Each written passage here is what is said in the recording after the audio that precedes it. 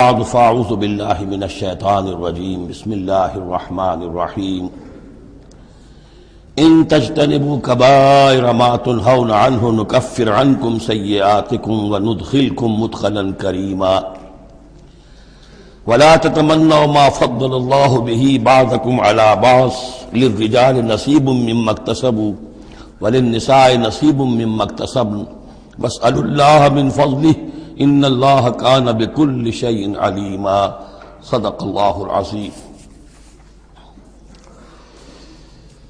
اب انسانی تمدن کے دو بہت اہم مسائل ہیں اور بڑے گہرے فلسفیانہ اہمیت کے حامل۔ پہلا مسئلہ ہے گناہوں کے بارے میں کہ ان میں تقسیم ہے کبائر اور صغائر کی۔ بڑے بڑے گناہ، سب سے بڑا گناہ شرک ہے، کفر ہے، پھر یہ کہ جو فرائض ہیں ان کا ترک کرنا کبائر میں شامل ہوگا، جو حرام چیزیں ہیں ان کا ارتکاب کبائر میں شامل ہوگا۔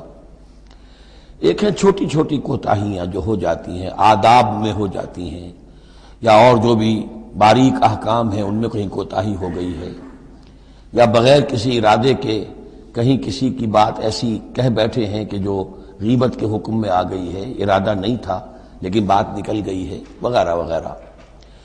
اس میں جو ایک ہیلدی ایٹیچیوڈ ہے وہ یہ ہے کہ کبائر کا پورے اہتمام کے ساتھ بندوبست کیا جائے کہ اس سے انسان بالکل پاک ہو جائے، فرائض کی پوری ادائیگی، محرمات سے اجتناب مطلق۔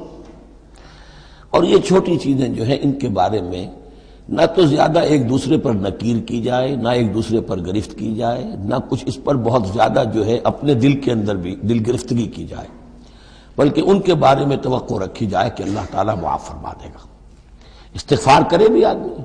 اور یہی صغائر ہیں جو نیکیوں کے ذریعے سے خود بخود بھی ختم ہوتے رہتے ہیں۔ یہ جو آتا ہے کہ جو شخص وضو کرتا ہے صحیح طریقے پر بیٹھ کر اطمینان سے، تو جب وہ ہاتھ دھوتا ہے تو ہاتھوں کے گناہ جھڑ جاتے ہیں، آنکھوں میں پانی ڈالتا ہے آنکھوں کا گناہ جھڑ جاتا ہے، وغیرہ وغیرہ۔ تو یہ وہ صغائر ہیں۔ ان الحسنات یذہبن السیئات، یہ نیکیاں جو ہیں ان بدیوں کو دور کر دیتی ہیں۔ کبائر معاف نہیں ہوتے اس سے، نیکیوں سے جن گناہوں کی معافی کا از خود اعلان ہے قرآن میں، وہ کبائر نہیں صغائر ہیں۔ کبائر توبہ کے بغیر وہ نہیں بخشے جا سکتے، توبہ کرنی ہوگی۔ اور جو اکبر الکبائر ہے شرک، اس کے بارے میں تو دو مرتبہ اس صورت میں آئے گا، ان اللہ لا یغفر ان یشرک بہ ویغفر ما دون ذلک لمن یشاء، وہ ہم پڑھیں گے بعد میں۔ لیکن ایک پرورٹڈ قسم کی مذہبی شخصیت ہوتی ہے، مذہبی مزاج، پرورٹڈ، مست شدہ۔ جو کبائر ہیں وہ تو ہو رہے ہیں، سود خوری ہو رہی ہے، جو کچھ ہو رہا ہے حرام خوری ہو رہی ہے، چھوٹی چھوٹی باتوں پر نکیر ہو رہی ہے، یہ پہنچا تمہارا نیچے کیوں چلا گیا ہے، اس کے اوپر ساری گرفت ہو رہی ہے، یہ کیا ہو گیا ہے، تمہاری داڑھی جو ہے شرعی نہیں ہے، اس کے اوپر گرفت ہو رہی ہے۔ یہ چیزیں جو ہیں دس از پرورشن، یہ مذہب کو بس کر دینے والی بات ہے۔ قرآن مجید میں اس معاملے کو 3 جگہ پر نقل کیا گیا ہے کہ یہ فلسفہ جو ہے کہ چھوٹی چیزوں کے بارے میں درگزر سے بھی کام لو، اور یہ کہ بہت زیادہ متفکر بھی نہ ہو، سینس آف پروپورشن ہونا چاہیے۔ ان تجتنبوا کبائر ما تنہون عنہ، اگر تم اجتناب کرتے رہو گے ان بڑے بڑے گناہوں سے جن سے کہ تمہیں روکا جا رہا ہے، نکفر عنکم سیئاتکم، تمہاری چھوٹی برائیوں کو ہم خود ہی دھوتے رہیں گے، پاک کرتے رہیں گے، صاف کرتے رہیں گے۔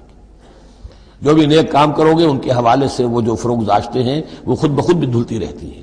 وندخلکم مدخلا کریما، اور تمہیں داخل کریں گے بہت ہی باعزت جگہ پر، جہاں کیا تمہارا مقام جو ہے باعزت اکرام کے ساتھ ہوگا۔ یہ مضمون سورہ شورى میں بھی آیا ہے، پھر سورۃ النجم میں بھی ہے، 3 مرتبہ یہ مضمون قرآن میں آیا ہے۔ دوسرا مسئلہ جو ہے انسانی معاشرے میں وہ فضیلت کا ہے۔ اب ظاہر بات ہے کہ تمام انسانوں کو ایک جیسا تو نہیں بنایا ہے اللہ نے، کسی کو خوبصورت بنا دیا، کسی کو بدصورت بنا دیا، کسی کا قد اونچا ہے، کوئی ٹھگنے قد کا ہے، لوگ اس پر ہنستے ہیں، یا کسی کو مرد بنا دیا، کسی کو عورت بنا دیا۔ اب عورت اپنے اندر ہی اندر کڑھتی رہے مجھے عورت کیوں بنایا، تو اس کا حاصل کیا ہوگا؟ یا کوئی بدصورت انسان ہے، ٹھنگنا ہے کسی اور اعتبار سے، دوسرا شخص ہے وہ دیکھتا ہے کہ وہ تو بڑا اچھا ہے، تو اب اس کے اوپر کڑھنے کی بجائے کیا ہونا چاہیے کہ اللہ تعالیٰ نے مجھے جو کچھ دیا ہے مجھے اس کے اوپر صبر اور شکر کرنا چاہیے، اور جو فضل ہے کسی اور چیز میں بھی ہو سکتا ہے، میں نیکی میں آگے بڑھ جاؤں، میں خیر کے کاموں میں آگے بڑھ جاؤں، میں علم میں آگے بڑھ جاؤں، تو یہ چیزیں جو ہیں انسان دوسری چیزوں سے اپنی ان کی تلافی کر لے، بجائے اس کے کہ ایک نیگیٹو اس کی سائیکالوجی ڈیولپ ہوتی چلی جائے، کڑنا اور اندر ہی اندر جڑتے رہنا، جس سے کہ پھر طرح طرح کی جو ذہنی بیماریاں پیدا ہوتی ہیں انہی کانفلکٹس کی وجہ سے، انہی فرسٹریشنز کی وجہ سے مینٹل بیلنس آدمی لوز کر بیٹھتا ہے۔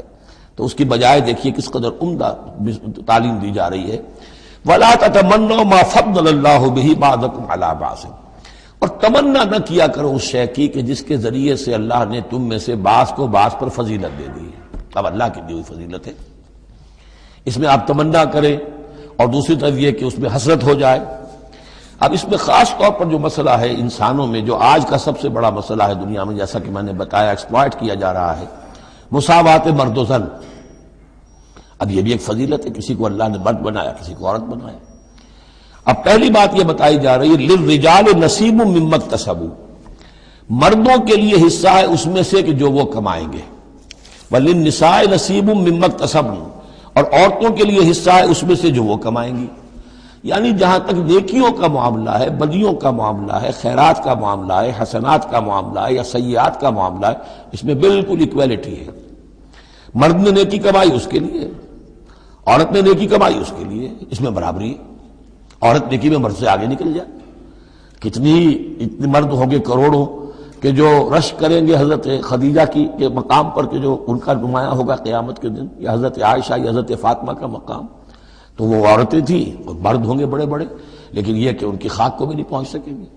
تو یہ ہے کہ اس میں تسلیم کرے آدمی، تسلیم و رضا، کہ جو بھی اللہ نے مجھے بنا دیا اور مجھے دیا ہے، اب مجھے اس میں بہتر سے بہتر کرنا ہے۔ یہ میرا شاکلہ تو اللہ کی طرف سے آ گیا ہے، کل یعمل علی شاکلتہ، اور جو ہم پڑھ چکے سورہ بقرہ میں کہ لا یکلف اللہ نفسا الا وسعہا، وسع جو ہے وہ اللہ نے بنا دی ہے۔ تو اب اس آیت کو بھی غلط کوٹ کیا جاتا ہے کمائی کے لیے، کہ عورتیں بھی کما سکتی ہیں، دیکھیے لکھا ہوا نصیب مما اکتسبن، ان کے لیے حصہ ہے اس کمائی میں سے جو انہوں نے کیا۔ اچھا، کمائی سے مراد یہ سمجھ لیجیے قرآن مجید میں صرف ایک جگہ ایسی ہے سورہ بقرہ میں جو ہم پڑھ چکے ہیں، جہاں کسب کا لفظ آیا ہے معاشی جد و جہد اور معاشی کمائی کے لیے۔ باقی پورے قرآن میں کسب آتا ہے اعمال کے لیے، کسب حسنات، کسب سیئات، بدیاں کمانا، بھلائیاں کمانا، کسب اس کے لیے۔ اور دلیل اس کی یہاں کیا ہے، مما اکتسبنا نصیب، اگر تو ایک عورت نے کمائی کی ہے، تنخواہ 10,000 کی ہے تو 10,000 میں سے 2,000 تو نہیں ملے گا اسے، باقی 8,000 شارٹ لے جائے گا۔ تو نصیب مما اکتسبن نہیں ہے وہ، تو اگر کسی کے واقعی کوئی کام کرتی ہے خاتون، اگر کوئی اس میں حرام پہلو نہیں ہے، پیشہ جو ہے وہ بھی شریفانہ ہے، اس میں جو بھی آداب ہیں پردے کے، سطر کے، حجاب کے، وہ بھی ملحوظ رکھے ہوئے، ٹھیک ہے، تو جو کمائی اس کی پوری اس کی ہوگی، اس کا حصہ تو نہیں ہوگا۔ اعمال میں البتہ آیا ہے کہ اعمال میں جو ہے مختلف اعمال کے مراتب ہوتے ہیں، کتنا خلوص نیت کتنا تھا، آداب کتنے ملحوظ رکھے، یہ ہم سورہ بقرہ میں حج کے ذکر میں بھی پڑھ چکے ہیں کہ ان لوگوں کے لیے بھی نصیب مما کسبوا، جو انہوں نے کمایا ہوگا اس میں سے حصہ ملے گا۔ تو یہاں پر یہ نیکی اور بدیوں کا تذکرہ ہے، یعنی جہاں تک مورل لیول ہے اس میں عورت اور مرد برابر ہے، ہیومن ڈگنیٹی، ہیومن آنر اس میں برابر ہے، مورل لا برابر ہے۔ لیکن یہ ہے کہ باقی جو معاشرتی ذمہ داریاں ہیں اور ان کے حوالے سے جو تقسیم کار اللہ نے رکھی ہے اس کے اعتبار سے فرق ہے۔ اب اس فرق کے ساتھ اگر عورت ریکنسائل نہ کرے اور وہ کڑتی رہے اور مرد کے بالکل برابر ہونے کی کوشش کرے تو فساد کا جو سارا معاملہ جو ہے اس معاشرے کا وہ فساد کے نظر ہو جائے گا۔ وَاسْأَلُوا اللَّهَ مِنْ فَضْلِهِ، اور اللہ سے اس کا فضل تلاش کرو۔ اے اللہ تو نے مجھے اس معاملے میں کم رکھ دیا ہے، اے اللہ مجھے اس معاملے کے اندر تو مجھے ہمت دے، میں ترقی کروں۔ تو اللہ تعالیٰ بہت سے لوگوں کو کسی اور پہلو سے نمایاں کر دیتا ہے۔ ان اللہ کان بکل شیء علیما، یقیناً اللہ تعالیٰ ہر شے کا علم رکھتا ہے۔ وَلِكُلٍّ جَعَلْنَا مَوَالِيَ مِمَّا تَرَكَ الْوَالِدَانِ وَالْأَقْرَبُونَ، اب آخر میں پھر ایک مرتبہ جو ہے قانون وراثت کی اہمیت کو دیکھیے، اور ہر ایک کے لیے ہم نے مقرر کر دیے ہیں حصے وراثت میں جو بھی چھوڑتے ہیں والدین یا رشتہ دار۔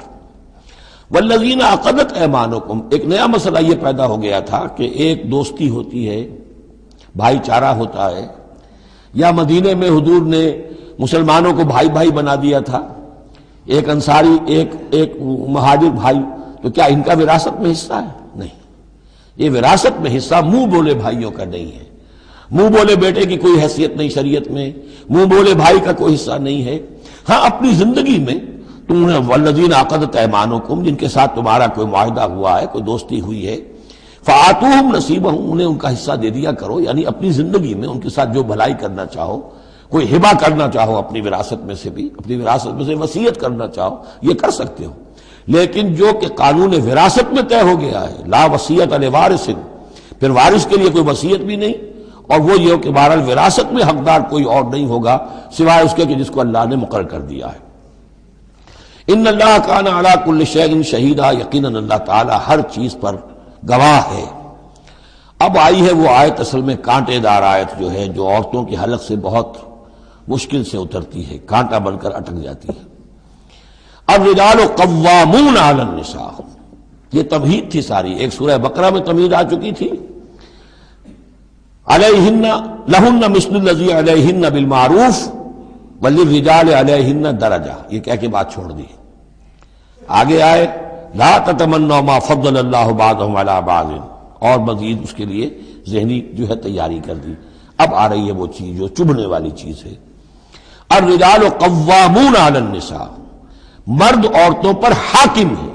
یہ میں ترجمہ زور دے کر رہا ہوں۔ یہ قامہ جو ہے، قامہ جب علا کے ساتھ آئے گا تو کچھ اور معنی ہوں گے، قامہ بے کے ساتھ آئے گا کچھ اور معنی ہوں گے۔ قامہ بے کسی شے کو قائم کرنا، کونوا قوامین بالقسط، اسی سورہ مبارکہ میں یہ آیت آ جائے گی، کونوا قوامین بالقسط، عدل کو قائم کرنے والے بن کر کھڑے ہو جاؤ۔ قامہ علا، کسی کے اوپر، سر پر مسلط ہونا، یہ ہے گویا کہ ایک درجہ حاکمیت ہے۔ گھر کے ادارے میں حاکم ہونے کی حیثیت مرد کو حاصل ہے۔ سربراہ خاندان جو ہے وہ مرد ہے، عورت نہیں ہے۔ عورت کو بہرحال اس کے ساتھ ایک وزیر کی حیثیت سے کام کرنا ہے، یہ ہے اس کا اصل رول۔ اسی لیے میں بیان کر چکا ہوں کہ وہ جو نسیان کا معاملہ تھا، اللہ تعالیٰ نے اس کے اندر چونکہ یہ سیکنڈ رول پلے کرنا ہے اسے یقیناً اس کے جذبات کو جو زیادہ ٹھیس پہنچنے کا امکان رہے گا۔ آدمی کو، ہر انسان، مرد بھی چاہتا ہے میری بات چلے، عورت چاہتی ہے میری بات چلے۔ اب آخر کار کس کی بات چلے گی؟ یا تو دونوں کسی طریقے سے کسی مسئلے میں متفق ہو جائیں، اور عورت جو ہے بیوی اپنے شوہر کو دلیل سے، اپیل سے جس طرح قائل کر لے تو معاملہ ٹھیک ہو گیا۔ اب اگر نہیں ہو رہا معاملہ تو اب کس کی رائے چلے گی؟ مرد کی رائے چلے گی۔ تو کس کو اس سے ایک صدمہ پہنچے گا؟ عورت کو پہنچے گا۔ لیکن اس صدمے کا ہی جو ہے انفلوئنس، اس کو کم کرنے کے لیے سیفٹی والو، نسیان کا مادہ اللہ تعالیٰ نے عورت میں زیادہ رکھ دیا۔ اسی لیے پھر اس قانون شہادت کے اندر ایک مرد کی جگہ 2 عورتوں کو وہاں پر اس کا نصاب رکھا گیا۔ الرجال قوامون علی النساء بما فضل اللہ بعضهم علی بعض۔ اب یہ دوسری بات ہے کہ اگر وہ شوہر حاکم ہو کر ظلم کرتا ہے، ان کے حق ادا نہیں کرتا، تو اللہ کے یہاں بڑی سخت پکڑ ہوگی، یہ تو دوسری بات ہے بالکل۔ لیکن یہ کہ جو قانون ہے اسلام کا وہ یہی ہے کہ یہ اختیار دیا گیا، اب آپ اس اختیار کا غلط استعمال کر رہے ہیں، آپ اس کو ظلم کا ذریعہ بنا رہے ہیں، تو اس کی سزا اللہ تعالیٰ کے ہاں آپ کو مل جائے گی۔ بما فضل اللہ بعضهم علی بعض، بسبب اس فضیلت کے جو اللہ نے بعض کو بعض پر دی ہے، وبما انفقوا من اموالہم، اور بسبب اس کے کہ جو وہ خرچ کرتے ہیں اپنے مال۔ اب دیکھیے یہ خرچ کرنے کا معاملہ اسلام میں شادی سے شروع ہو گیا۔ شادی مرد کی بھی ضرورت ہے، عورت کی بھی ضرورت ہے، لیکن مرد مہر دیتا ہے، عورت مہر وصول کرتی ہے۔ تو جو خرچ کرنے والا ہے اب اس کی ایک حیثیت دوسری ہو گئی۔ پھر گھر میں اس کا نان نفقہ پورا جو ہے، اس کا خرچہ، اس کی ذمہ داری، اس کو سپورٹ کرنا شوہر کے اوپر ہے، تو اب وہ مال خرچ کر رہے ہیں۔ بما انفقوا من اموالہم، فالصالحات، تو نیک بیویاں کون ہیں؟ جو کہ ایک یوں سمجھیے قرآن کے نزدیک ایک عورت کا جو اچھا کردار ہونا چاہیے، ایک خاتون خانہ کی جو بہترین روش ہونی چاہیے، وہ یہاں 3 الفاظ میں آئی ہے۔ فالصالحات، نیک بیویاں قانتات، ایک تو فرما بردار ہوتی ہیں، شوہروں کی فرما بردار۔ حافظات للغیب، غیب میں حفاظت کرنے والیاں، یعنی ظاہر بات ہے کہ مال ہے کسی کا تو گھر میں ہے، وہ تو کام پہ چلا گیا ہے، اب وہ کس کی حفاظت میں ہے؟ بیوی کی حفاظت میں ہے۔ اسی طرح اب بیوی کی جو عصمت ہے وہ در حقیقت مرد کی عزت ہے، اب وہ اس کی عزت کی حفاظت کرے اس کی غیر موجودگی میں۔ اسی طرح مرد کے راز ہوتے ہیں، سب سے زیادہ بڑھ کر جو ہے رازدان وہ تو بیوی ہوتی ہے۔ تو 3 اعتبارات سے حافظات للغیب، حافظات للغیب، غیب میں حفاظت کرنے والیاں شوہر کے مال کی، شوہر کے رازوں کی اور شوہر کی عزت کی، بما حفظ اللہ، اللہ کی حفاظت سے۔ حفاظت ہے تو اللہ کی، لیکن جیسے رازق اللہ ہے لیکن کام تو انسان کو کرنا پڑتا ہے، رزق کمانا پڑتا ہے۔ واللاتی تخافون نشوزہن، اور وہ خواتین کے جن کے بارے میں تمہیں اندیشہ ہو جائے ان کے اندر سرکشی کا، ضد ہے، ہٹ دھرمی ہے، بات نہیں مان رہی ہیں، اپنی بات منوانی ہے، کسی نہ کسی طریقے سے گھر کی فضا خراب کی ہوئی ہے، یہ ہے نشوز۔ ذہناً تسلیم نہ کرنا کہ میری حیثیت جو ہے وہ بہرحال شوہر کے تابع دار کی ہے، اس کو اگر تسلیم نہیں کریں گے تو ظاہر بات ہے فرکشن ہوگی، اور فرکشن جو ہے اس کے نتیجے کے اندر وہ گھر کے اندر جو ہے وہ ایک فساد پیدا ہوگا۔ واللاتی تخافون نشوزہن فعظوہن، تو ان کو پہلے تو نصیحت کرو، واہجروہن فی المضاجع، دوسرے تنبیہ کے طور پر ان سے تعلق اپنے بستر علیحدہ کر لو اور ان کے ساتھ وہ تعلق زن و شو جو ہے کچھ عرصے کے لیے بند کر دو۔ وَاضْرِبُوهُنَّ، اس پر بھی ٹھیک نہ ہو تو انہیں مارنے کی بھی اجازت ہے۔ اس میں حضور نے جو روکا ہے وہ یہ ہے کہ چہرے پر نہ مارا جائے، اور کوئی ایسی مار نہ ہو جس کا مستقل نشان جسم پر پڑے۔ اب یہ چیزیں اللہ کا کلام ہے، اس کے اندر جو ہے کوئی ہمارے لیے کوئی جھجک نہیں ہے، معاشرتی زندگی کو ٹھیک رکھنے کے لیے اس کی ضرورت پیش آئے تو وہ بھی کرنی ہوتی ہے۔ فَإِنْ أَطَعْنَكُمْ، پھر اگر وہ تمہاری اطاعت کریں، فَلَا تَبْغُوا عَلَيْهِنَّ سَبِيلًا، تو اب ان پر خام خواہ کی زیادتی کرنا، پچھلے غصے نکالنا، بار بار جو ہے وہ اپنے غصے کا اظہار کرنا، یہ بھی ٹھیک نہیں ہے۔ ان اللہ کان علیٰ کبیرا، یقیناً اللہ تعالیٰ بہت بلند ہے، بہت بڑا ہے۔ وَإِنْ خِفْتُمْ شِقَاقَ بَيْنِهِمَا، اور اگر تمہیں یہ اندیشہ ہو گیا ہو کہ ان میں تو اب زدم زدہ ہو گئی ہے اور یہ اب ساتھ اب چلنا ان کا مشکل ہے، شوہر میں بیوی میں مزاجوں کا اختلاف ہے اور اس کی وجہ سے کوئی زدم زدہ، عورت بھی اکڑ گئی ہے، مرد بھی اکڑا ہوا ہے، تو اب ٹھیک ہے کیا کریں ہم؟ تو اس میں ایک کوشش کرنے کا حکم دیا پہلے، فَبَعْثُوا حَكَمًا مِّنْ أَهْلِهِ وَحَكَمًا مِّنْ أَهْلِهَا، تو ایک حکم مقرر کرو ثالث، لڑکے والوں میں سے، شوہر والوں میں سے، شوہر کے خاندان میں سے، اور ایک حکم جو ہے اس عورت یا لڑکی کے خاندان والوں میں سے۔ ان یریدا اصلاحا، اگر وہ دونوں چاہیں گے اصلاح، یوفق اللہ بینہما، اللہ تعالیٰ ان کے مابین موافقت پیدا کر دے گا۔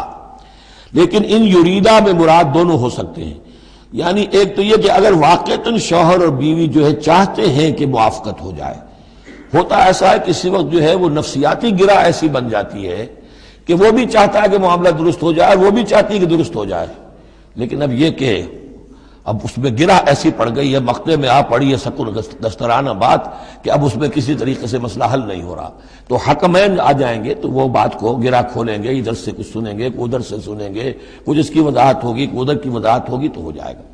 اور ایک یہ بھی ہو سکتا ہے کہ اس سے مراد حکمین ہو، کہ اگر حکمین پوری سی کوشش کریں گے تو اللہ تعالیٰ ان کے مابین موافقت پیدا کر سکتا ہے۔ میرا رجحان پہلی رائے کی طرف زیادہ ہے۔ ان اللہ کان علیما خبیرا، یقیناً اللہ تعالیٰ بہت علیم اور خبیر ہے۔ اب جیسا کہ اس سے پہلے بھی سورہ بقرہ میں بھی جو اہل کتاب کے ساتھ بنی اسرائیل کے ساتھ میثاق لیا گیا تھا، تو اس میں جو چیزیں آئی تھیں وہ یوں سمجھیے امہات شریعہ، دین کی بنیادیں کیا تھیں۔ ہم نے معاہدہ لیا تھا اللہ کے ساتھ شرک نہیں کرو گے، والدین کے ساتھ نیک احسان کرو گے، قرابت داروں کے ساتھ وغیرہ وغیرہ۔ اب یہ دوسرا مقام آ رہا ہے کہ شریعت کے اندر کیا چیزوں ہیں جو اہم تر ہیں، جن کو سامنے رکھنا چاہیے معاشرتی سطح پر۔ سب سے پہلی بات، وَاعْبُدُوا اللَّهَ وَلَا تُشْرِكُوا بِهِ شَيْئًا، پہلا حق اللہ کا ہے، اللہ کی بندگی اور پرستش کرو، اس کے ساتھ کسی کو شریک نہ ٹھہراؤ۔ نمبر 2، وَبِالْوَالِدَيْنِ إِحْسَانًا، یہ 4 مقامات قرآن میں ہیں جہاں اللہ کے حق کے فوراً بعد والدین کے حق کا تذکرہ ہے۔ والدین کے ساتھ حسن سلوک، یہ بھی ہمارے ہاں کے خاندانی نظام کے لیے بہت اہم بنیاد ہے کہ والدین کے ساتھ ان کا ادب ہو، ان کی خدمت ہو، ان کے ساتھ حسن سلوک ہو، ان کے سامنے آواز پست رکھی جائے۔ بڑی تفصیل سے سورہ بنی اسرائیل میں یہ بات آئے گی، لیکن یہ کہ یہ ہمارے معاشرے میں خاندان کے استحکام کی یہ بھی ایک بہت اہم بنیاد ہے۔ وَبِذِي الْقُرْبَىٰ، قرابت داروں کے ساتھ، وَالْيَتَامَىٰ وَالْمَسَاكِينِ، اور یتیموں کے ساتھ اور مسکینوں کے ساتھ، وَالْجَارِ ذِي الْقُرْبَىٰ، اور وہ ہمسایہ جو قرابت دار بھی ہو۔ پہلے عام طور پر محلے ایسے ہی ہوتے تھے، ایک ہی قبیلہ ایک جگہ رہ رہا ہے، رشتہ داری بھی ہے، ہمسائے کی بھی ہے۔ وَالْجَارِ الْجُنُبِ، اور اجنبی ہمسایہ بھی ہو سکتا ہے، جیسے آج کل شہروں میں ہوتے ہیں ہمسائے اجنبی ہوتے ہیں۔ وَالصَّاحِبِ بِالْجَنبِ، اور ایک عارضی قسم کی بھی ہمسائیگی ہوتی ہے کہ جو آپ کے برابر بیٹھا ہوا ہے، آپ بس میں بیٹھے ہیں، آپ کے برابر بیٹھا ہو، یہ بھی آپ کا ہمسایہ ہے، جو کسی بھی اعتبار سے آپ کے ساتھ ہے، آپ کے پاس بیٹھنے والا ہے، اس کے ساتھ بھی نیک سلوک، وابن سبیل، اور مسافر کے ساتھ نیک سلوک، وما ملکت ایمانکم، اور جو بھی تمہارے لونڈی غلام ہیں جو تمہاری ملک یمین ہیں ان کے ساتھ بھی نیک سلوک۔ ان اللہ لا یحب من کان مختالا فخورا، اللہ کو بالکل پسند نہیں ہے وہ لوگ کہ جو مختال ہیں، شیخی خوڑے اور اکڑنے والے، فخر کرنے والے، اکڑ کرنے والے۔ الذین یبخلون ویامرون الناس بالبخل، جن میں یہ شیخی خوری ہوتی ہے، اکڑ ہوتی ہے، پھر وہ بخیل بھی ہوتے ہیں، اس لیے کہ عام طور پر تو انہیں اپنا جو تکبر ہوتا ہے وہ دولت کے برابر ہوتا ہے، انہیں معلوم ہے ہمارے پاس دولت ہے، تو ظاہر بات ہے دولت اگر وہ خرچ کر دیں گے اور دولت جو ہے نہیں رہے گی تو عزت نہیں رہے گی۔ جو کہ بخل کرتے ہیں وہ یامرون الناس بالبخل، اور لوگوں کو بھی نیکی بخل کا حکم دیتے ہیں، کیونکہ جب لوگ دیکھتے ہیں کہ یہ لوگ ذرا خرچے کے اندر کمی کرتے ہیں تو انہیں اندیشہ ہوتا ہے کہ یہ ہمیں ملامت کریں گے، تم بڑے بخیل ہو، تو اس سے پہلے ہی کیوں نہ کہو بابا یہ اس طرح نہ کیا کرو، تم خام کا پیسے اڑاتے ہو، کچھ نہ کچھ بچا کے رکھا کرو اور وقت پہ کام آئے گا، تو بجائے اس کے کہ آپ کو کوئی ڈیفنس لینا پڑے پہلے ہی آفنس لیجئے۔ تو یامرون الناس بالبخل، وہ لوگوں کو بھی بخلی کا مشورہ دیتے ہیں کہ عقل کے ناخن لو۔ وَيَكْتُمُونَ مَا آتَاهُمُ اللَّهُ مِنْ فَضْلِهِ، اور وہ چھپاتے ہیں اس کو جو اللہ نے انہیں اپنے فضل میں سے دیا ہے۔ دولت ظاہر ہوگی تو کوئی سائل سوال کر بیٹھے گا، یعنی اچھا مسکین صورت بنائے رکھو کہ ان کے اوپر تو شاید خود 2 وقت کے فاقے ہیں، اب ان سے میں کیا ان کے سامنے ہاتھ دراز کروں۔ وَأَعْتَدْنَا لِلْكَافِرِينَ عَذَابًا مُهِينًا، اور ایسے کافروں کے لیے ہم نے بڑا اہانت آمیز عذاب تیار کر رکھا ہے۔ وَالَّذِينَ يُنْفِقُونَ أَمْوَالَهُمْ رِئَاءَ النَّاسِ، اور اس سے بھی آگے بڑھ کر وہ لوگ ہیں برائی کے اندر، شناعت کے اندر، کہ جو خرچ کرتے ہیں مال لوگوں کو دکھاوے کے لیے۔ وَلَا يُؤْمِنُونَ بِاللَّهِ وَلَا بِالْيَوْمِ الْآخِرِ، اور وہ حقیقت میں ایمان نہیں رکھتے نہ اللہ پر نہ یوم آخر پر۔ وَمَن يَكُنِ الشَّيْطَانُ لَهُ قَرِينًا فَسَاءَ قَرِينًا، تو ایسے لوگ گویا کہ شیطان کے ساتھی ہیں، تو جن کا ساتھی شیطان ہو گیا ہو تو وہ تو بہت ہی برا ساتھی ہے۔ ماذا وماذا علیہم، کیا ہو جاتا ان پر، کیا قیامت ٹوٹ پڑتی ان پر۔ لو آمنوا باللہ والیوم الآخر، اگر وہ ایمان ہی لے آتے سچے دل سے، صدق کے دل سے اللہ پر اور یوم آخر پر۔ وانفقوا مما رزقهم اللہ، اور خرچ کرتے کھلے دل کے ساتھ اس میں سے جو اللہ نے انہیں دیا ہے۔ وکان اللہ بہم علیما، اور اللہ تعالیٰ ان سے اچھی طرح واقف ہے۔ ان اللہ لا یظلم مثقال ذرۃ، یقیناً اللہ تعالیٰ کسی پر ذرے کے برابر بھی، ذرے کے ہم وزن بھی ظلم نہیں کرے گا۔ لا یظلم مثقال ذرۃ وَإِن تَكُ حَسَنَةً يُضَاعِفْهَا، اگر نیکی ہوگی، وہ ذرہ عمل کا جو ہے نیکی کا ہے، اس سے دگنا کرے گا، بڑھائے گا، بڑھوتری کرے گا۔ وَيُؤْتِ مِن لَّدُنْهُ، نہ صرف اس کو بڑھا کر دے گا واپس بلکہ اور اپنے پاس سے یؤتِ مِن لَّدُنْهُ أَجْرًا عَظِیمًا، خاص اپنے خزانے فضل سے مزید بہت بڑا اجر دے گا۔ اب یہ آیت جو آ رہی ہے، آیت نمبر 41 سے سورہ مبارکہ کی، یہ بڑی اہم ہے، یہ وہ شہادت علی الناس سے متعلق ہے جو سورہ بقرہ میں جو مضمون آیا تھا کہ اے مسلمانوں تمہیں اب شہداء علی الناس بنایا گیا، جیسے کہ نبی تم پر شہید تھے یا نبی نے تم پر شہادت دی ہے۔ نبی قیامت کے دن کھڑے ہو کر کہیں گے اے اللہ میرے پاس جو دین آیا تھا میں نے انہیں پہنچا دیا تھا، اب یہ ذمہ دار ہیں، they are responsible for their attitude and conduct. تو یہ بات تمہیں کہنی ہے قیامت کے دن کھڑے ہو کے، اے اللہ ہم نے اپنے زمانے کے لوگوں تک تیرا دین پہنچا دیا تھا، اب اس کے بعد جو بھی طرز عمل ہے یہ جواب دیں۔ ایسا نہ ہو کہ الٹا وہ ہمارے اوپر مقدمہ کرے کہ اللہ ان بدبختوں نے ہمیں نہیں پہنچایا، یہ خزانے کے سانپ بن کر بیٹھے رہے۔ تو یہ تو ایک رخ ہے اس کا، لیکن یہ کہ جس کے ذمے یہ ڈیوٹی لگ گئی ہو، واقعہ یہ ہے کہ اس کے لیے تو ایک بہت بھاری یوں سمجھیے کہ بوجھ ہے اس پر۔ اب اس کا جو ہے نقشہ کھینچا جا رہا ہے قیامت کے دن کیا ہوگا۔ فَكَيْفَ إِذَا جِئْنَا مِن كُلِّ أُمَّةٍ بِشَهِيدٍ، تو کیا ہوگا اس دن، کیا صورتحال ہوگی جس دن کے ہم ہر امت میں سے ایک شہید کھڑا کریں گے۔ کون؟ ان کا نبی اور رسول جس نے ان کو دعوت پہنچا دی۔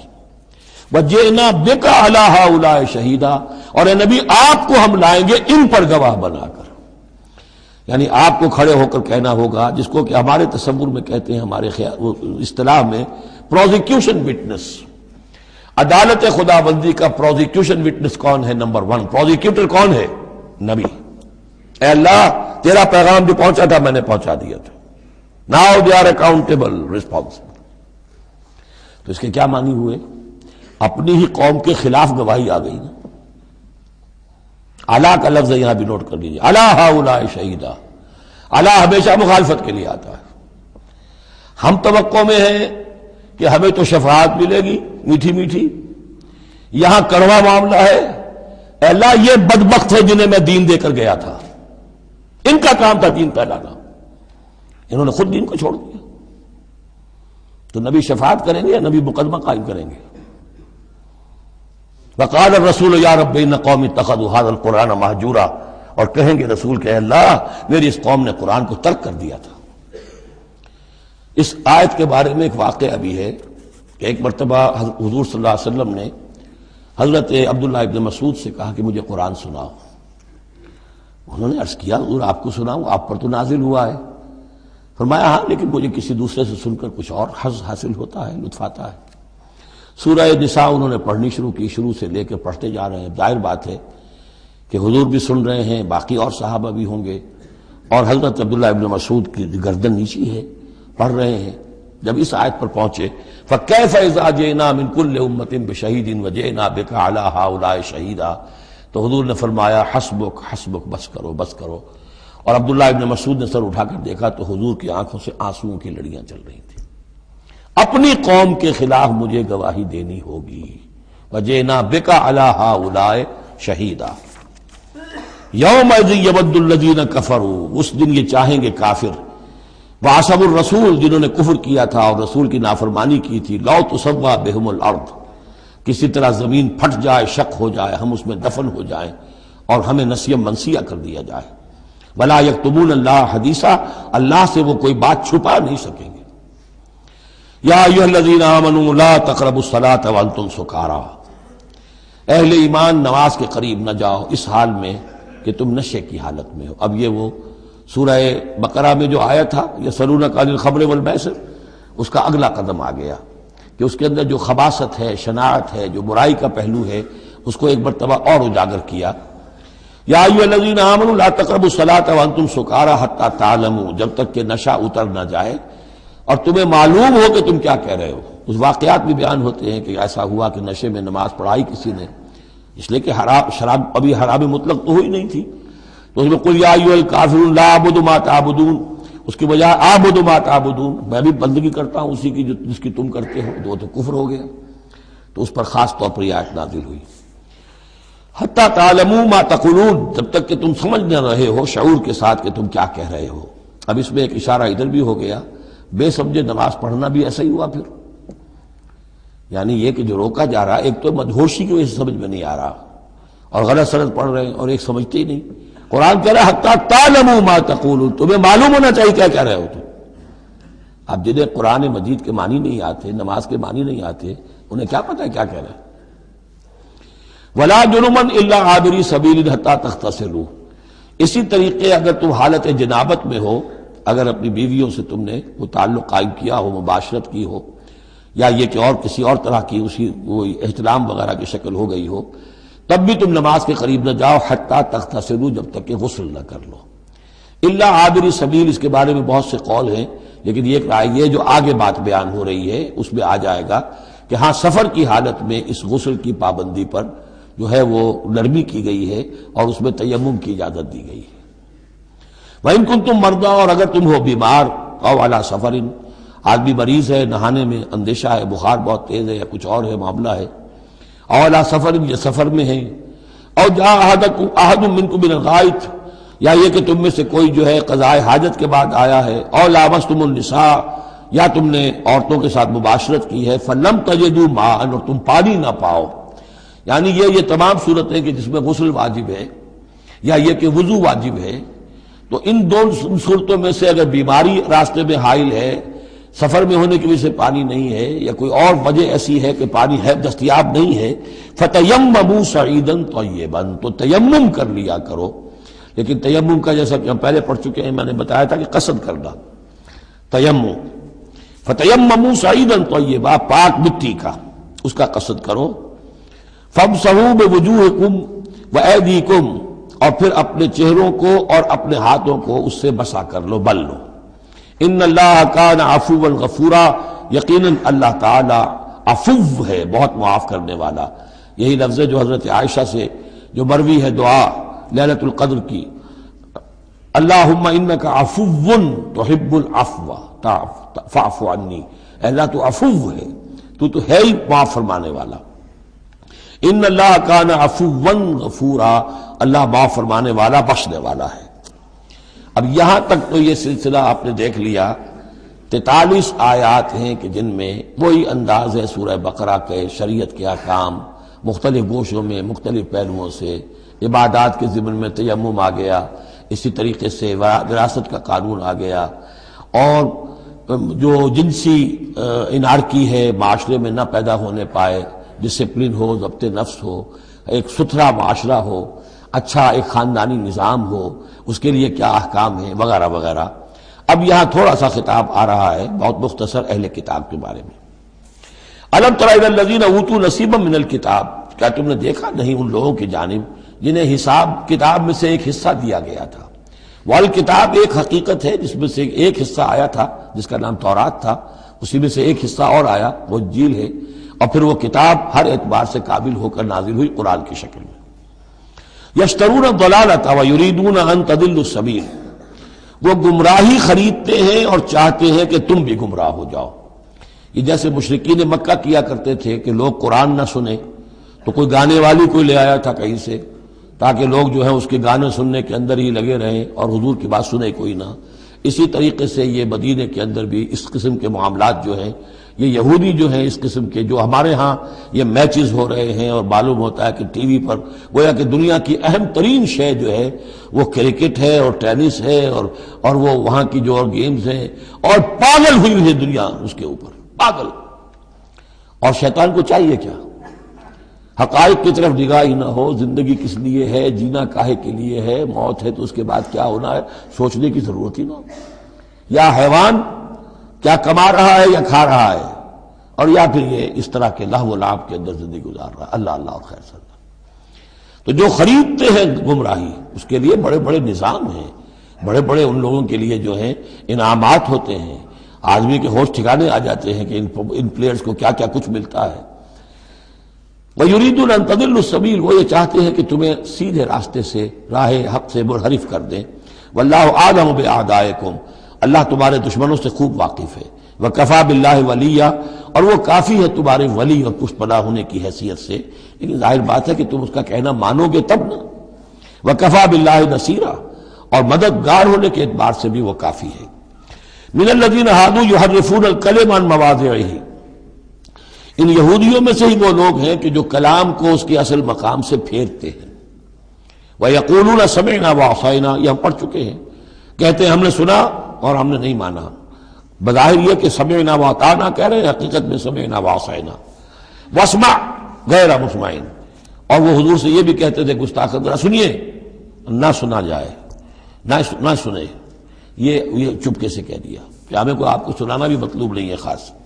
وَاسْمَعْ غَيْرَ مُسْمَعٍ وَرَاعِنًا لَيًّا بِأَلْسِنَتِهِمْ، اور رائنا کو رائینا کہہ دیا ہے ہمارے چرواہے، بِأَلْسِنَتِهِمْ اپنی لین اپنی زبانوں کو موڑ کر، وَطَعْنًا فِي الدِّينِ، اور دین میں تان کرنے کے لیے، عیب لگانے کے لیے۔ وَلَوْ أَنَّهُمْ قَالُوا، اگر وہ یہ کہتے سمعنا وَأَطَعْنَا، ہم نے سنا اور مانا، وَاسْمَعْ وَانظُرْنَا، اور آپ ہماری بھی بات ذرا سن لیجئے اور ذرا ہمیں مہلت دیجئے، لَكَانَ خَيْرًا لَهُمْ وَأَقْوَمَ، یہ ان کے لیے کہیں بہتر ہوتا، بہت درست اور سیدھی بات ہوتی۔ وَلَكِنْ لَعَنَهُمُ اللَّهُ بِكُفْرِهِمْ، لیکن اللہ نے تو ان کے کفر کی وجہ سے ان پر لعنت کر دی ہے۔ فَلَا يُؤْمِنُونَ إِلَّا قَلِيلًا، تو اب وہ ایمان لانے والے نہیں ہیں مگر شاذ کوئی۔ یا ایھا الذین اوتوا الکتاب آمنوا بما نزلنا مصدقا لما معکم، اب یہاں پر اس لعنت و ملامت کے ساتھ ہی وہ دعوت بھی ہے۔ یہاں پہ جو چیزیں ملی ہوئی ہیں، جیسے کہ ہم نے دیکھا سورہ بقرہ اور آل عمران میں وہ علیحدہ علیحدہ مقامات تھے۔ اے وہ لوگوں جنہیں کتاب دی گئی تھی، اوتوا الکتاب آمنوا بما نزلنا، ایمان لاؤ اس پر کہ جو ہم نے نازل کیا ہے، مصدقا لما معکم، اس جو کہ تصدیق کرتے ہوئے آیا ہے اس کی جو تمہارے پاس ہے۔ من قبل ان نطمس وجوہا، اس سے پہلے کہ ہم چہروں کو مٹا دیں۔ اس کا مطلب کیا ہے کہ چہروں پر جو نشان ہیں، کوئی ایک ہاتھ پھرے کہ کوئی نشان باقی نہ، اسپاٹ ہو جائے۔ فنردها علی ادبارها، پھر ان کو ان کی پیٹھوں کی طرف موڑ دیں، چہرہ پیچھے اور گدی سامنے. جیسے کہ اصحاب سبت کے ساتھ ان کو بندر بنا دیا یا انہیں خنزیر کی شکل بنا دی، تو فرمایا اور نلعنہم کما لعنا اصحاب السبت، یا ہم ان پر وہ لعنت کر دیں جو اصحاب سبت پر ہم نے کی تھی. یہ تفصیل آئے گی سورہ اعراف میں، لیکن واقعہ اجمالاً جو ہے سورہ بقرہ میں آ چکا ہے. وَكَانَ أَمْرُ اللَّهِ مَفْعُولًا، تو اس سے پہلے پہلے تم ایمان لے آؤ، ورنہ اللہ کا معاملہ جو ہے وہ تو ہو کر رہنا ہے. ان اللہ لا یغفر ان یشرک بہ، پہلی مرتبہ بھی آیت یہاں آ گئی. یقیناً اللہ اسے ہرگز نہیں بخشے گا کہ اس کے ساتھ شرک کیا جائے. وَيَغْفِرُ مَا دُونَ ذَلِكَ لِمَن یشاء، ہاں اس سے کم تر جو کچھ ہوگا جس کے لیے چاہے گا بخش دے گا. یہ بھی کھلا لائسنس نہیں ہے کہ آپ سمجھے باقی سب گناہ معاف ہو ہی جائیں گے، لیکن اس کی امید دلائی ہے کہ اللہ تعالیٰ باقی تمام گناہوں کے بغیر توبہ کے بھی معاف کرنے کا ایک امکان دے رہا ہے، لیکن یہ شرک جو ہے اس کے معاف ہونے کا کوئی امکان نہیں. وَمَن يُشْرِكْ بِاللَّهِ فَقَدِ افْتَرَىٰ اِثْمًا عَظِيمًا، اور جو اللہ تعالیٰ کے ساتھ شرک کرتا ہے اس نے تو بہت بڑا طوفان باندھا ہے. اللہ تو ایک اللہ ہے، اس کے ساتھ جس کا بھی آپ تذکرہ کرتے ہیں جھوٹ ہے، افتراء ہے، بہتان ہے، اور اس کے سوا کچھ نہیں. أَلَمْ تَرَ إِلَى الَّذِينَ يُزَكُّونَ أَنفُسَهُم، کیا تم نے دیکھا نہیں ان لوگوں کو جو اپنے آپ کو بہت اعلیٰ سمجھتے ہیں، پاک سمجھتے ہیں. یہ وہی جو فلسفہ میں بیان کر چکا ہوں کہ یہ یہودی سمجھتے ہیں کہ we are the chosen people of the Lord. سورہ مائدہ میں آ جائے گا نحن ابناء اللہ واحباؤہ، ہم تو اللہ کے بیٹوں کی طرح ہیں، بلکہ اس کے بہت ہی چہیتے ہیں، لاڈلے. اور دوسرے جو ہے گوئمز اور جینٹائلز، یہ تو دیکھنے میں انسان نظر آتے ہیں، حقیقت میں حیوان ہیں، گندے لوگ ہیں. ان کو تو جس طرح کھاؤ، لوٹو، گسوٹو، ان کو جس طریقے سے دھوکہ دو، ان کو بائی ہوک بائی کروک جو بھی ان سے استحصال ہو، جس طرح بھی کر سکو کرو. ان کے بارے میں تو لیس علینا فی الامیین سبیل، ان کے بارے میں ہم پر کوئی گرفت ہے ہی نہیں، ہم سے کوئی محاسبہ ہوگا ہی نہیں. جیسے ہرن ہے، پھر رہا ہے، آپ نے شکار کیا، کھا لیا، کون پوچھے گا آپ سے. اسی طرح یہ انسان نما حیوان ہے، جو چاہو کرو ان کے ساتھ. بل اللہ یزکی من یشاء، یہ تو اللہ تعالیٰ ہی پاک کرتا ہے جس کو چاہتا ہے. ولا یظلمون فتیلا، یہ تمہارے کہنے سے تم پاک نہیں ہو جاؤ گے، اونچے نہیں ہو جاؤ گے، اعلیٰ عرفہ نہیں ہو جاؤ گے. ہاں کہ ظلم نہیں کیا جائے گا ان پر کچھ بھی، فتیل کے برابر بھی. دھاگا، فتیل اصل میں کہتے ہیں کہ جو آپ نے دیکھا ہوگا آج کل تو کھجوریں کھاتے ہیں تو کھجور کی گٹھلی کے ساتھ ایک چھوٹا سا دھاگا لگا ہوتا ہے کہ جس سے بقیہ کھجور کے ساتھ اس کا تعلق ہوتا ہے، وہ گٹھلی کی ناف کے ساتھ سمجھ لیجئے، وہ فتیل ہے. اب ظاہر بات ہے کہ اس زمانے میں جو چھوٹی سی چھوٹی چیزیں لوگوں کے مشاہدے میں آتی تھی تو کسی چیز کے چھوٹے ہونے کے لیے مثال وہیں سے دی جا سکتی تھی. انظر کیف یفترون علی اللہ الکذب، دیکھو کیسے یہ لوگ اللہ پر جھوٹ باندھ رہے ہیں. وکفی بہ اسما مبینا، اور یہی گناہ کافی ہے، یعنی ان کی گرفت کے لیے اور ان کے عذاب دینے کے لیے یہی ایک بات کافی ہے جو انہوں نے گھڑ لی ہے. الم تر الی الذین اوتوا نصیبا من الکتاب، کیا تم نے دیکھا نہیں ان لوگوں کو جنہیں کتاب میں سے ایک حصہ دیا گیا تھا.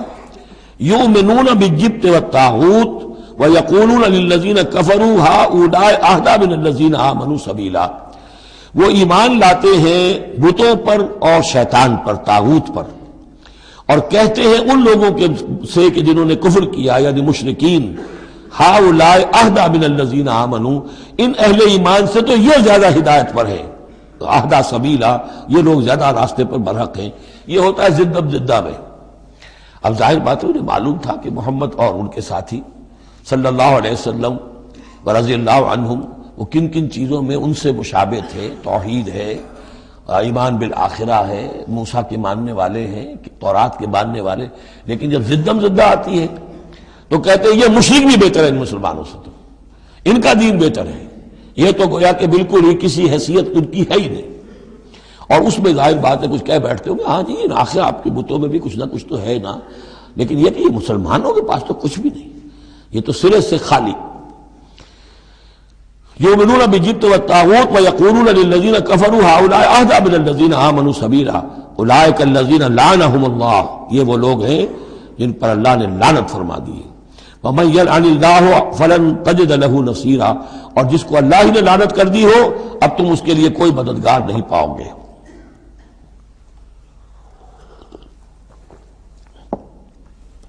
ام لہم نصیب من الملک، کیا ان کا کوئی حصہ ہے اختیار میں، بادشاہت میں؟ یعنی جو تقسیم کر لی ہے کہ یہ سب کچھ ہمارے لیے ہے، باقی انسان جو ہیں وہ گوئمز ہیں، جنٹائلز ہیں، یہ کس اختیار سے کیا؟ ان کے پاس اختیار ہے یہ انسانوں میں یہ تقسیم اور تفریق؟ ام لہم نصیب من الملک، بادشاہی جو ہے، مالک الملک اللہ ہے، کیا انہوں نے کوئی اختیار ان کو اس سے ملا ہوا ہے ان کے پاس؟ فَإِذَا لَا يُؤْتُونَ النَّاسَ نَقِيرًا، اگر ایسا کہیں ہوتا تو یہ کسی ایک انسان کو تل کے برابر بھی کوئی شے دینے کو تیار نہ ہوتے اگر ان کا اختیار ہوتا۔ ام یحسدون الناس علی ما آتاہم اللہ من فضلہ، کیا یہ حسد کر رہے ہیں لوگوں سے اس پر کہ جو اللہ تعالیٰ نے انہیں اپنے فضل میں سے عطا کر دیا ہے؟ قرآن عطا کر دیا امیین میں، آخری نبی بھیج دیا امیین میں جنہیں حقیر سمجھتے تھے، اب اس پر حسد ہے، اس کی آگ میں جل رہے ہیں۔ ام یحسدون الناس علی ما آتاہم اللہ من فضلہ فقد آتینا آل ابراہیم الکتاب والحکمت وآتیناہم ملکا عظیما، تو ہم نے آل ابراہیم کی نسل کو عطا فرمائی کتاب بھی، حکمت بھی، اور انہیں بہت بڑی حکومتیں بھی دی۔ یعنی تمہیں بھی اگر ملی تھی تو ابراہیم کی نسل ہونے کے ناطے سے ملی تھی، کتاب ملی، تورات ملی، انجیل ملی، تو یہ جو دوسری نسل ہے یہ بھی تو اسی ابراہیم کی نسل ہے۔ وآتینا آل ابراہیم الکتاب والحکمت، ہاں بنی اسرائیل کو کتاب علیحدہ ملی، حکمت علیحدہ ملی، تورات علیحدہ تھی، انجیل علیحدہ تھی، اور یہاں کتاب اور حکمت ایک ہی جگہ پر قرآن میں اللہ نے جمع کر دی ہے بتمام و کمال، اور ایک ہی جگہ پر جمع۔ وآتیناہم ملکا عظیما، تو جیسے ان کو ملک عظیم دیا تھا اب ہم ان مسلمانوں کو اس سے بڑا ملک دیں گے۔ یہ سورہ نور میں مضمون آئے گا، لَيَسْتَخْلِفَنَّهُمْ فِي الْأَرْضِ كَمَا اسْتَخْلَفَ الَّذِينَ مِن قَبْلِهِمْ، ہم لازماً ان اہل ایمان کو دنیا میں وہ حکومت اور خلافت عطا کریں گے جیسے پہلوں کو عطا کی تھی۔ فَمِنْهُمْ مَنْ آمَنَ بِهِ وَمِنْهُمْ مَنْ صَدَّ عَنْهُ، تو ان میں سے کوئی وہ بھی ہیں جو ایمان لے آئے ہیں یا لے آئیں گے، جن کے دلوں میں کچھ رمق ہے، اور ان میں وہ بھی ہیں جو رک گئے ہیں، کھڑے رہ گئے ہیں، ہٹ گئے ہیں۔ وَكَفَىٰ بِجَهَنَّمَ سَعِيرًا، اور ایسے لوگوں کے لیے ان کو پھونکنے کے لیے بھڑکتی ہوئی آگ کافی ہے۔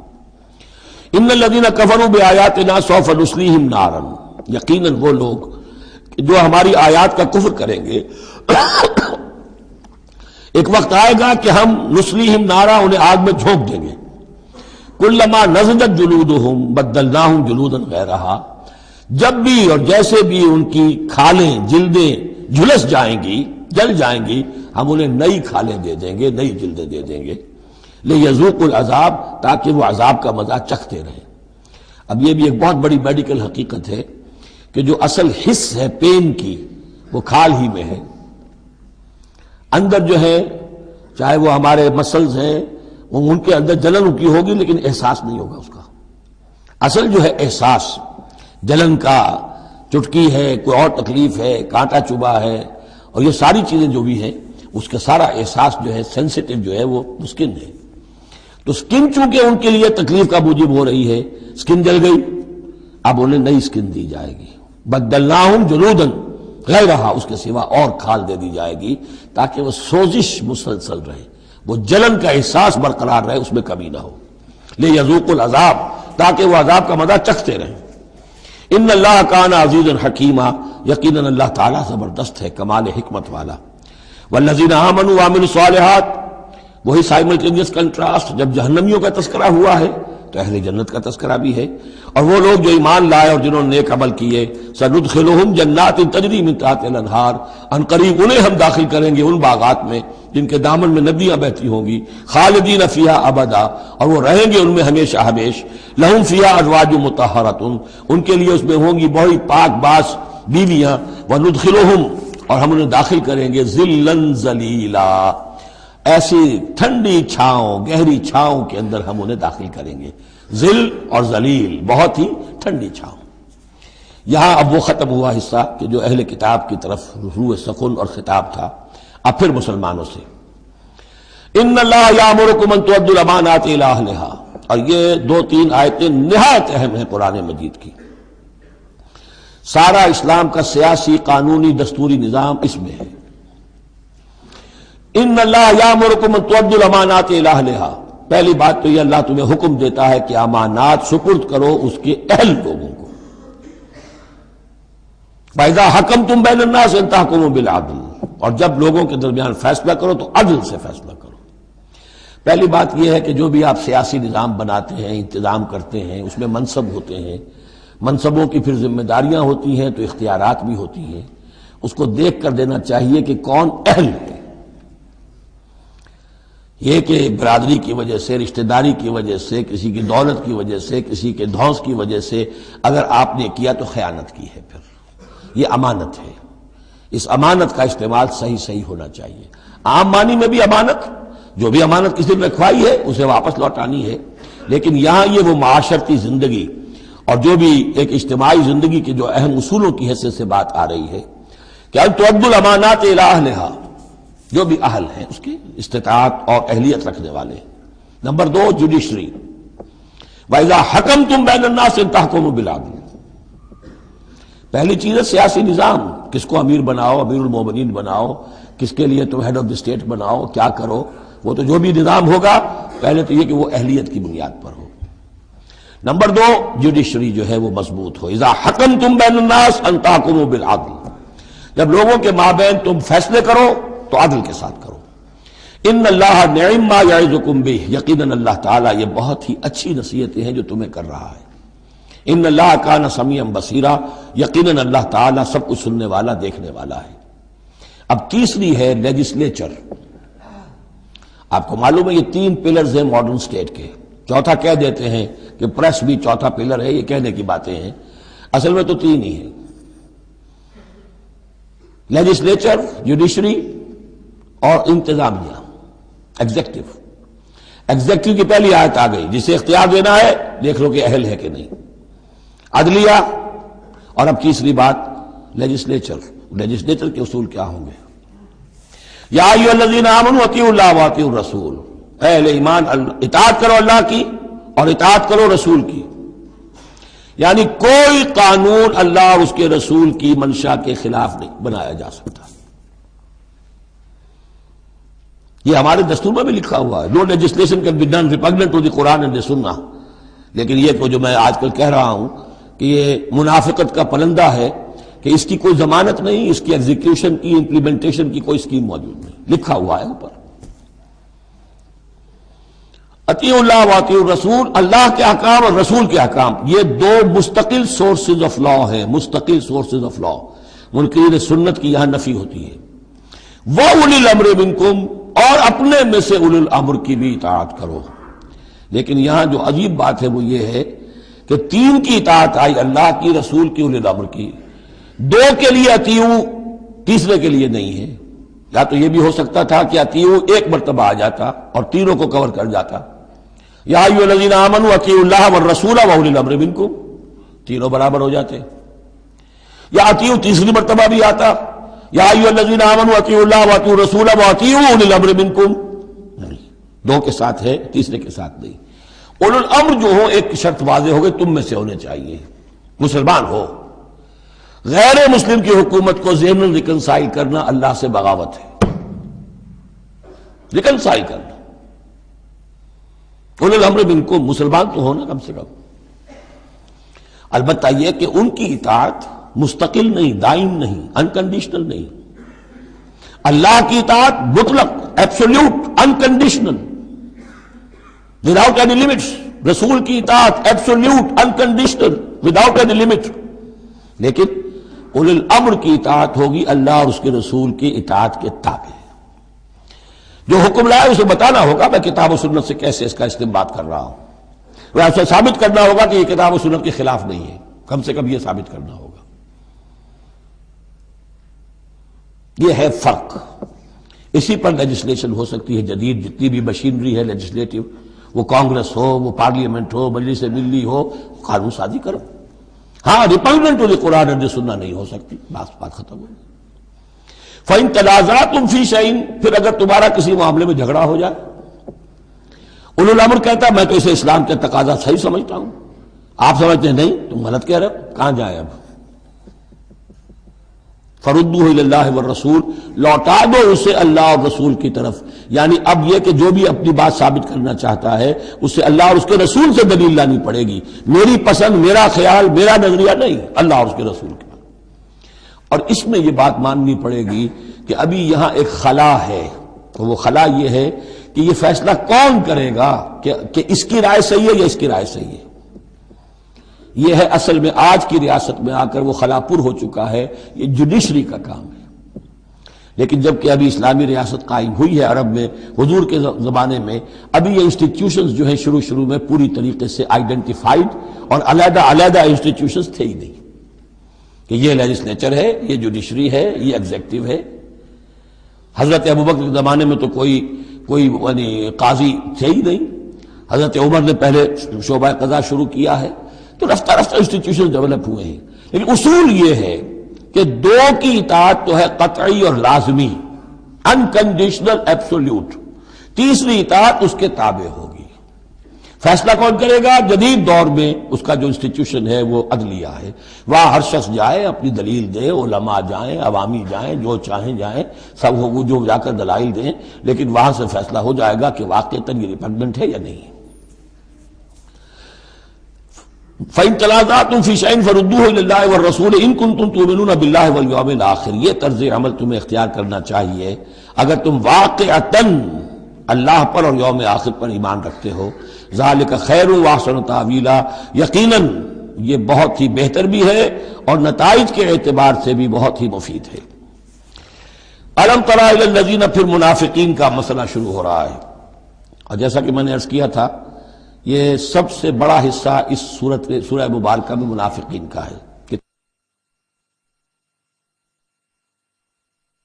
أَلَمْ تَرَ إِلَى الَّذِينَ يَزْعُمُونَ أَنَّهُمْ آمَنُوا بِمَا أُنزِلَ إِلَيْكَ وَمَا أُنزِلَ مِن قَبْلِكَ، کیا تم نے غور نہیں کیا ان لوگوں کی طرف جن کا گمان تو یہ ہے اور دعویٰ تو یہ ہے کہ وہ ایمان لے آئے ہیں اس پر بھی کہ جو اے نبی آپ پر نازل کیا گیا، اور اس پر بھی کہ جو آپ سے پہلے نازل کیا گیا، لیکن کرتے کیا ہیں؟ یریدون ان یتحاکموا الی الطاغوت، وہ چاہتے یہ ہیں کہ اپنے مقدمات کے فیصلے کروائیں طاغوتوں سے، یعنی ان سے جو اللہ اور اس کے رسول کی اطاعت نہیں کرتے۔ اگلی آیت پہلی جو تھی، جو اللہ اور اس کے رسول کی اطاعت پر کاربند ہو گیا وہ طاغوت سے خارج ہو گیا، جو اللہ اور اس کے رسول کی اطاعت کو قبول نہیں کرتا وہ طاغوت ہے، وہ طغا، وہ اپنے حد سے تجاوز کر گیا۔ تو گویا کہ غیر مسلم جو اللہ اور اس کے رسول کے احکام کا پابند نہیں وہ طاغوت ہے۔ یریدون ان یتحاکموا الی الطاغوت وقد امروا ان یکفروا بہ، وہ اپنے مقدمات لے کر جاتے ہیں طاغوت کے پاس حالانکہ انہیں حکم دیا گیا ہے کہ ان کا کفر کریں۔ یعنی ہوتا یہ تھا کہ مسلمان مدینے میں جو منافقین تھے وہ اپنے مقدمات بجائے اس کے کہ حضور کے پاس لائیں، جب یہ دیکھتے تھے کہ ہمارا پلہ پلہ گر رہا ہے، حضور کے پاس جائیں گے ہم تو حق کی بات ہوگی، انصاف کی بات ہوگی، تو چلو یہودیوں کی عدالت سے فیصلہ کروا لیں۔ ایک یہودی کا اور ایک مسلمان کا جھگڑا ہوا اور اس میں یہ مسئلہ اٹھ کھڑا ہوا۔ وہ یہودی کہتا تھا چلو محمد کے پاس صلی اللہ علیہ وسلم، اس لیے کہ اسے بھی یقین تھا کہ میں حق پر ہوں۔ یہ مسلمان جو منافق تھا یہ کہتا تھا نہیں چلو تمہارے پاس کعب ابن اشرف کے پاس چلو، اس سے معاملہ طے کرواؤ۔ بہرحال اس کے بعد ہوا یہ کہ حضور کے پاس وہ یہودی لے آیا، حضور نے فیصلہ کر دیا اس کے خلاف۔ اب اس نے کہا اچھا چلو دیکھو آپ بھی عمر سے اور بات کرتے ہیں، حضرت عمر سے آ کے بات کی، امید کی کہ شاید وہ جب میرا لحاظ زیادہ کریں، میں مسلمان ہوں۔ وہ یہودی نے بتا دیا حضور تو یہ فیصلہ کر چکے میرے حق میں، اور یہ پھر یہ یہاں آیا ہے۔ انہوں نے آؤ دیکھا نہ تاؤ تلوار لی اور گردن اڑا دی کہ جو محمد کے فیصلے پر راضی نہیں اور مجھ سے فیصلہ کروانا چاہتا ہے اس کا فیصلہ یہ ہے۔ اس پر واویلا مچایا، آئے چیختے چلاتے ہوئے اس کے گھر والے، اس کے اہل و عیال کہ ہم تو بس یہ چاہتے تھے کہ کچھ مصالحت ہو جاتی، آپ نے فیصلہ دے دیا تھا تو کوئی مصالحت ہو جاتی تو اچھا تھا، راضی نامہ ہو جاتا، اس لیے گئے تھے۔ وہ واقعہ ہے جو بیان ہو رہا ہے۔ وَيُرِيدُ الشَّيْطَانُ أَن يُضِلَّهُمْ ضَلَالًا بَعِيدًا، اللہ چاہتا ہے اور یہ شیطان چاہتا ہے کہ انہیں گمراہ کر دے، بہت دور کی گمراہی میں ڈال دے۔ وَإِذَا قِيلَ لَهُمْ تَعَالَوْا إِلَىٰ مَا أَنزَلَ اللَّهُ وَإِلَى الرَّسُولِ، اور جب ان سے کہا جاتا ہے کہ آؤ اس چیز کی طرف جو اللہ نے نازل فرمائی، اور آؤ رسول کے پاس چلو، مقدمہ طے کراؤ۔ رَأَيْتَ الْمُنَافِقِينَ يَصُدُّونَ عَنْكَ صُدُودًا، تو اے نبی آپ دیکھتے ہیں کہ یہ منافق رکتے ہیں آپ کے پاس آنے سے، کنی کتراتے ہیں۔ صدا یصدو یہ میں عرض کر چکا ہوں، رکنے کے معنی میں بھی ہے، روکنے کے معنی میں بھی ہے۔ فَكَيْفَ إِذَا أَصَابَتْهُمْ مُصِيبَةٌ بِمَا قَدَّمَتْ أَيْدِيهِمْ، تو پھر کیسے جبکہ ان کے اوپر کوئی مصیبت آ گئی اپنے کرتوت کی وجہ سے۔ اب جب چیختے چلایا ہے عمر نے یہ کر دیا، وہ تو مقدمہ قائم کرنا چاہتے تھے عمر کے خلاف۔ لیکن یہاں یہ ہے کہ فَكَيْفَ إِذَا أَصَابَتْهُم مُّصِيبَةٌ بِمَا قَدَّمَتْ أَيْدِيهِمْ، ان کے اپنے ہاتھوں کے کرتوتوں کی وجہ سے جو مصیبت آ گئی، ثُمَّ جَاءُوكَ، پھر وہ آپ کے پاس آئے، يَحْلِفُونَ بِاللَّهِ، اور اللہ کی قسمیں کھاتے ہوئے آئے، إِنْ أَرَدْنَا إِلَّا إِحْسَانًا وَتَوْفِيقًا، ہم تو احسان بھلائی چاہتے تھے، موافقت چاہتے تھے، راضی نامہ چاہتے تھے، اس لیے عمر کے پاس گئے تھے۔ اولئک الذین یعلم اللہ ما فی قلوبہم، یہ وہ لوگ ہیں کہ جو کچھ ان کے دلوں میں اللہ اسے جانتا ہے۔ فاعرض عنہم، تو اے نبی ان سے آپ رخ پھیر لیجئے، وعظہم، اور ان کو ذرا نصیحت کیجئے، ڈانٹیے ڈپٹیے، وقل لہم فی انفسہم قولا بلیغا، اور ایسی بات کہیے ان سے جو ان کے دلوں میں اتر جائے۔ اس آیتوں کے اترنے کے بعد حضرت عمر رضی اللہ تعالیٰ عنہ کو حضور نے پھر بری قرار دیا کہ اللہ کی طرف سے ان کی برات آ گئی ہے، توثیق آ گئی ہے، اور کہتے یہ ہیں کہ اسی دن سے ان کا لقب فاروق بنا ہے، پھر حق و باطل میں فرق کر دینے والا۔ وما ارسلنا من رسول الا لیطاع باذن اللہ۔ اب ایک بات نوٹ کر لیجئے، منافقت جو یہاں پر زیر بحث آئے گی سورہ مبارکہ میں، وہ 3 عنوانات کے تحت ہے۔ منافقوں پہ نماز بھاری نہیں تھی، روزہ بھاری نہیں تھا، 3 چیزیں بھاری تھیں۔ ایک رسول کی اطاعت، اور یہ بڑی نفسیاتی بات ہے، رسول انسان ہے، ہم جو رسول کی اطاعت کرتے ہیں تو رسول ہمارے لیے ایک انسٹیٹیوشن کی حیثیت رکھتے ہیں صلی اللہ علیہ وسلم۔ 2 ہاتھ 2 پاؤں 2 آنکھوں والا رسول ہمارے پاس موجود نہیں ہے، ان کے سامنے انسان موجود تھا، اس کے بھی 2 ہاتھ ہیں، اس کے بھی 2 پاؤں ہیں، اس کی 2 آنکھیں ہیں۔ انسان کی اطاعت کرے یہ بہت مشکل ہے، جیسا کہ جماعتوں میں ہوتا ہے۔ امیر کی اطاعت سے زیادہ بھاری کام کون سا ہے؟ بڑا مشکل کام۔ اپنی رائے کو پیچھے ڈالیں تو امیر کی رائے پر چلیں۔ ایک تو ان کے جس کے دل میں یقین تھا کہ یہ محمد صلی اللہ علیہ وسلم، یہ محمد ابن عبداللہ تو ہیں جنہیں ہم دیکھ رہے ہیں، لیکن حقیقتاً میں جو ایمان لایا ہوں وہ محمد الرسول اللہ پر لایا ہوں کہ اللہ کے رسول ہیں، تب تو بات ہو جائے۔ لیکن جن کے دلوں میں یہ یقین نہیں تھا یا کمزور تھا، ان کے لیے حضور کی شخصی اطاعت بڑی بھاری تھی، بڑی کٹن تھی۔ یہ بعض مواقع پر وہ کہتے تھے کہ یہ جو کچھ کہہ رہے ہیں اپنے پاس سے کہہ رہے ہیں، کیوں نہیں سورت نازل ہو جاتی، کیوں نہیں آیت نازل ہو جاتی؟ اور سورہ محمد اسی انداز میں نازل ہوئی ہے کہ پھر اللہ نے کہا اچھا لو پھر یہ آیت ہم نازل کر دیتے ہیں قتال کی۔ وہ یہ کہتے تھے یہ محمد نے خود اپنی طرف سے اقدام کر دیا۔ دوسری چیز جو کٹن تھی وہ تو کٹن ہے قتال، اللہ کی راہ میں جنگ کے لیے نکلنا، خطرہ ہے، مرحلہ سخت ہے اور جان عزیز۔ اور تیسری چیز ہجرت۔ اب ہجرت میں منافقین مدینہ نہیں، منافق جو اور تھے گردا گرد کے اور مکے میں جو تھے، ان کا ذکر آئے گا اب آگے۔ گھر بار چھوڑ کر، خاندان والوں کو چھوڑ کر نکل جانا آسان کام نہیں۔ اب سب سے پہلے اطاعت رسول، اس کی کیا اہمیت ہے۔ وما ارسلنا من رسول الا لیطاع باذن اللہ، تو ہم نے نہیں بھیجا کسی رسول کو مگر اس لیے کہ اس کی اطاعت کی جائے اللہ کے حکم سے۔ وَلَوْ أَنَّهُمْ ظَلَمُوا أَنفُسَهُمْ، اور اگر انہوں نے جب اپنے اوپر ظلم کیا تھا، انفسہم جاؤ کا، اگر وہ آتے اے نبی آپ کے پاس، فاستغفروا اللہ، اور اللہ سے بھی استغفار کرتے، واستغفر لهم الرسول، اور رسول بھی ان کے لیے استغفار کرتے اللہ سے، لوجدوا اللہ توابا رحیما، تو وہ پاتے کہ اللہ تعالیٰ تو توبہ کا قبول فرمانے والا اور رحیم ہے۔ فلا وربک لا یؤمنون، تو نہیں تیرے رب کی قسم یہ ہرگز مومن نہیں ہو سکتے، حتی یحکموک فیما شجر بینہم، جب تک کہ یہ آپ کو حکم نہ مانے ان تمام معاملات میں جو ان کے مابین پیدا ہو جائیں۔